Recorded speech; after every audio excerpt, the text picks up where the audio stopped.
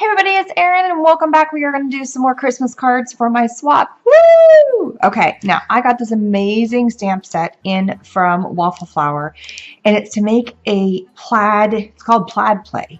So what we're going to do is we're going to create a series of 3 Christmas cards using this concept and playing with one of my color blocks, paint box, and using a series of 2 colors next to each other. And everybody's been asking me to keep making stuff out of the kit. I can't give any more as the giveaway, but I will continue making things out of my Christmas kit. And so we are using the craft paper and we're going to use some mist from my craft kit. So that's just another way of kind of using up some of the supplies that we have in there. But first things first is we are going to start making some plaid shapes. All right, so all I've done is I've taken the 2 first sets of stripes that are over here, and these are the ones with the hash marks, and I've placed them on my stamp block. And this is a really long stamp block, and they fit just perfectly on there. I am going to start with my lighter color. And I'm going to do my darker color. Why not? And the cool thing about this particular ink set is that, notice, it removes.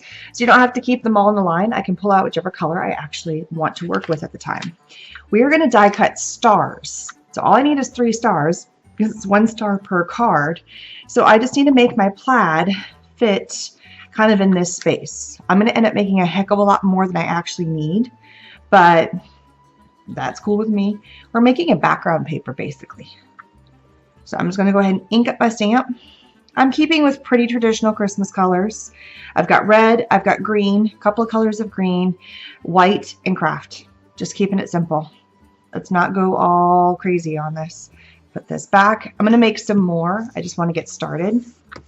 I don't know why I turned my paper sideways. That seems kind of silly, but I can always turn my stamp. And I'm just going to come in here and stamp. Just like that. I'm going to go ahead and make a couple more rows of the exact same thing.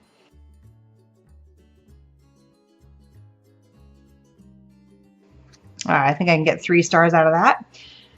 So now I'm going to return these guys. I'm going to clean this all in a little bit. For now, I always keep my cloth kind of handy. I'm just going to kind of wipe it down with just a cloth. Just kind of get it a little bit cleaned up.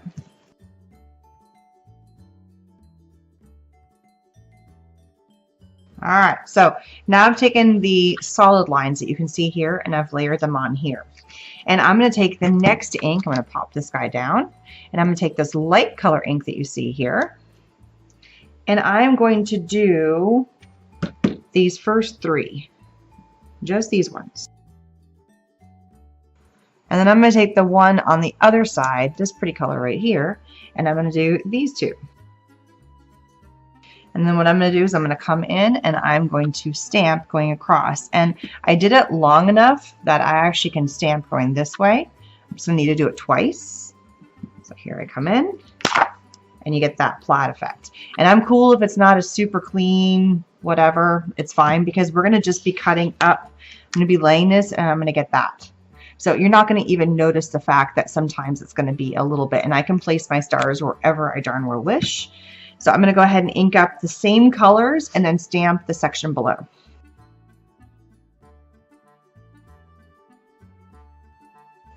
There we go. So now I have my plaid paper. Pretty fun, right? Go ahead and wipe my stamp down again. And links for all of the supplies I'm using are going to be down below. Okay, so now that I have this, we're going to do some die cutting. So all I do is I need 3 of these stars. So I'm just going to go ahead and I can't do it all at the same time. So I'm just going to go ahead and die cut out 1 to begin with. Run it through. And look how cool that looks. Isn't that fun? All right, so I'm going to go ahead and do the other 2.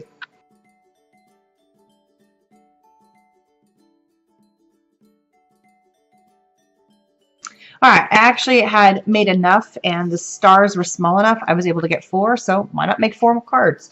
Can't hurt to have extra cards, I'll tell you what. It's always nice to have a little bit more than a little bit less. So we're going to actually do these cards on white cardstock. So here you can see we're going to do it on white. And I'm just taking a little bit of some craft paper because I just love the look of craft. It's one of my favorite go-tos. And I want to create a mat for it. And I did prep for 3, but since I'm making 4 now, I'm going to go ahead and do the 4th. And so I'm just doing it 1/4 of an inch less than the size of the actual card. So that way it's, if I do 1/4 of an inch less, because this is actually 4 by 5.5, I cut this to be 3 1/4 by 5 1/4. And then it has a nice matte shape. I always just go a quarter less, and it seems to work just fine when I do that. All right, I love to ink, and I just want to bring in some more of the colors that we're doing in our shape. So I'm going to take the dark color, and I am going to do the dark color on the craft. And just ink the edges. I'm going to go ahead and do one card with you and then just speed through the others. I like to ink the cards. So I'm going to take the lighter color, which is that lime color green, and I'm going to ink the actual edge of the card itself. And the last piece is we're going to add a little bit of some corrugated paper, and I cut one to be of size. And I just want to kind of show you what we're going to be making here. So we have a mat, and we're going to do something else to this. This is where we're going to do our mist, so that's why I'm not adding any color or gluing it down yet. We're then going to add a layer of the cardboard, but I don't like the craft in the craft, so we're going to add some color to this. But first I need to cut the rest of them. So since cardboard does not cut super fantastic in my paper trimmer, I cut one, I kind of scored one and then cut it with scissors, and I'm going to use that one now to cut the other ones that I need. So it's just, you know, a pretty rough cut. And I'm going with the corrugation, so you can see I'm not going with the corrugation, I'm going against it. So I just need 3 more. So it's my fast way of kind of cutting. If you do not have corrugated cardboard, I bet you do, because it's called a box. Take a look at all your cardboard boxes, pull the paper off the top, and even if you get some of the pieces that look like this, I kind of like that versus the clean, clean, clean look. Pull the paper off of your cardboard boxes and you have that corrugated look, and it looks so fun. I love it. And then I have a little piece left over for, you know, sometimes I keep these little extra pieces just kind of off to the side of my desk. I mean, I actually have a whole bunch. If you can see, I've got all these little bits and pieces of projects that are sitting on the side of my desk, and every now and then as I'm doing a project, I'm like, oh, I need one more thing, and it just happens to be sitting just off to the side, off screen for you guys, and I kind of look and go, oh, well, that's a perfect. And so it just kind of uses up some of those little bits and bobs. To me, this is something a little bit different than just regular cardstock, so that's why I kind of leave that. And maybe all I need is that tiny, tiny little piece, and then it's the perfect amount to add to my project. All right, I'm going to go ahead and add that last layer of color, which is this kind of tealy color, and I'm going to ink my cardboard. I could have done that step first, but I didn't want to ink the section that I wasn't going to use, and I knew I had too much. I want to still see a pop of that color of the background, so that's why I didn't want to mist it. Instead, I'm inking it. This is not a clean crafting environment here. I am a messy crafter, as you can tell. That's okay. Now I'm officially done with my ink. If you are so desired and you want to ink the edges of your star, by all means, but I'm dealing with a white on white, and so I don't feel like I have an edge that I need to ink, but you definitely can if you want to. For me, I don't want to ruin the plaid by putting an ink around it. You could take a pen, that would look awesome as well, but I'm not going to do that. All right, the next step I'm going to do is I'm going to do a little bit of splattering. Everything out of my way. If I don't want to have ink on it, I need to be moved. Right, I'm going to take the mist now, and this one is in Caper Green, and I'm just going to shimmer it up. I decided against the red, which I originally thought I was going to do. I'm going to keep this all just a very green card. So it actually could work for more than just Christmas. It could work for a lot of different, but I'm keeping it Christmas. Technique I'm using is going to splatter, just like this. I'm keeping it even. I'm not going to overdo the splatters, just tiny little splatters. So I take the wand, I dip it into here, and then I tap with my finger on the top and do this. And if a little gets on the extra, I'm fine. I'm kind of going on the diagonal. I'm not looking for big giant splatters. I'm just keeping with the green color. Now, if you have a hard time hitting it, and you can't do it lightly. If I do it lightly, nothing happens. I really have to, and if you notice, I kind of move my hand around. You can also come in and tap this way. It's just another way to do that. It's as simple as that. It's just a little something kind of going on in the background. I'm going to add a little bit more. It doesn't fight with the colors that are already there. It kind of goes with it. It's just a little something going on. Back in the back. And there we go. If I get some bigger splatters or smaller splatters, I'm cool with that. It's the way it is. All right, move this off to the side. I'm just going to kind of shift these off over here and wipe down. Sometimes I'll put a paper towel down. if I know I'm going to do a lot of misting, but this was really light and they are pretty much already there, if you can see. Just to let them finish doing their thing. I'm going to show you how to do one, and then I'm going to go ahead and finish the rest of them off camera. I'm going to take my star and run it through my little Xyron, turn it into a sticker, and just pull. Simple as that. I'm going to take one of my cardboard pieces, stick it in, pull. Simple as that. And it's a little thicker, but it still works just fine.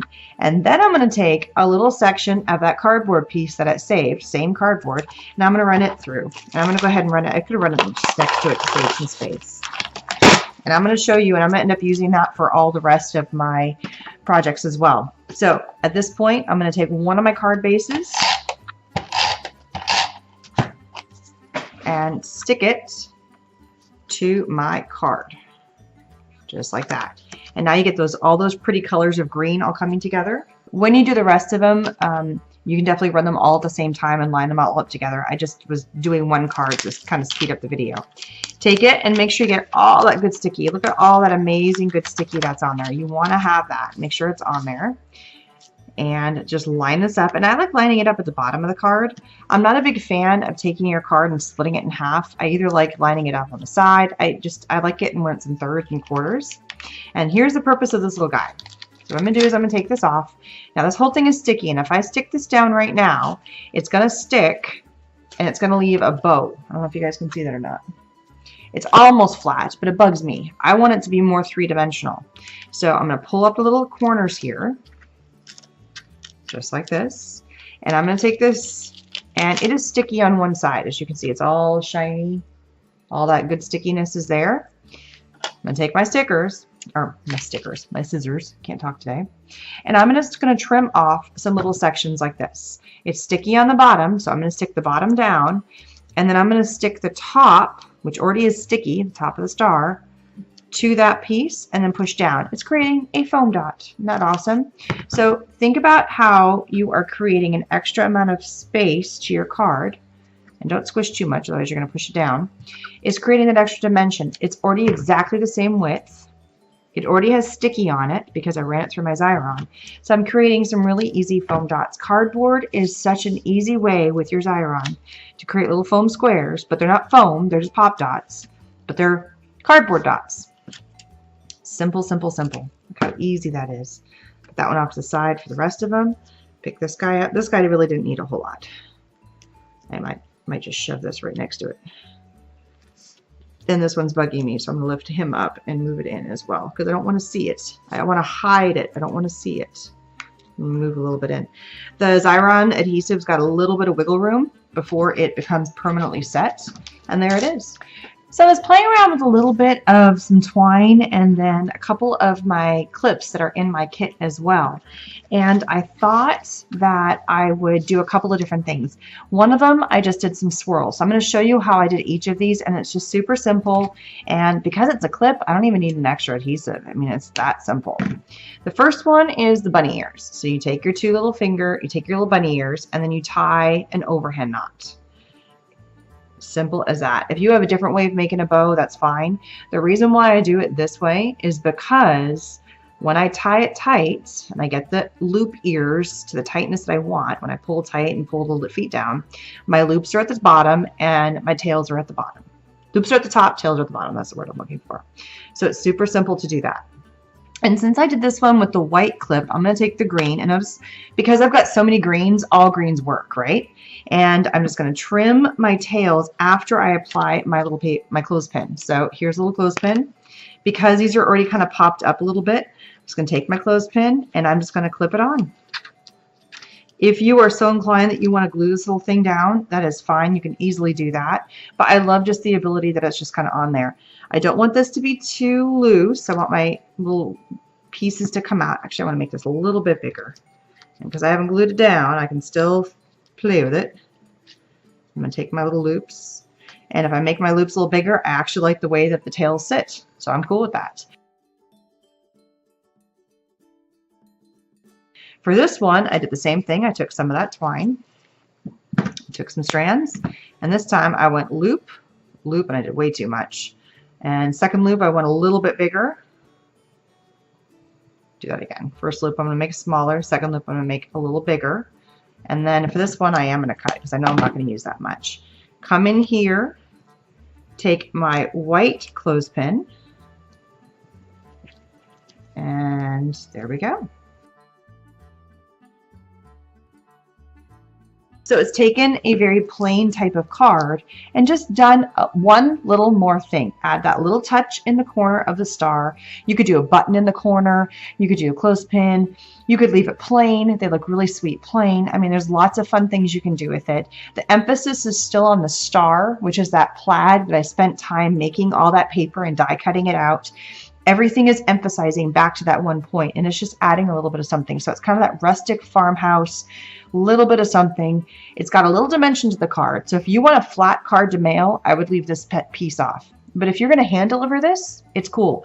These cards are going to go in a package with a whole bunch of other cards, so it's going to get in a padded envelope anyway. So I'm not worried about the fact that there's a little bit of depth to them. It's fine. But if you were trying to mail it just as a single card, I'd probably pop that little guy off. Or maybe just put it in the envelope and show them what to do. I mean, depends on who you're giving it to, I guess. So thanks so much for stopping by. So all supplies are listed below for all the items that are in the kit, for the Xyron, for the ink, for the Waffle Flower stamps, for the pieces I used in my Christmas kit, all that stuff. Please subscribe, and I will see you guys again soon. Have a Merry Christmas. Bye-bye.